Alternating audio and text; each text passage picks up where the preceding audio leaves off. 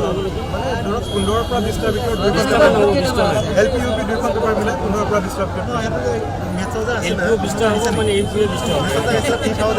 আৰু এটা ধৰক আমি যিটো জানি পেলাই শুদ্ধ লিখিছোঁ সেইটো আমাৰ এতিয়া মস্তিষ্কত একো নাই। সেইটো আপুনি চাওক ৰচনা প্ৰবাহৰ মতে জগত জননী ঠিক আছে আৰু ইয়াৰে এনচাৰটো হয় জগত জননী, কিন্তু তেওঁলোকে দিছে চিটো ৰাইট কৈছে, যিটো ৰং কুৱেশ্যন হয়।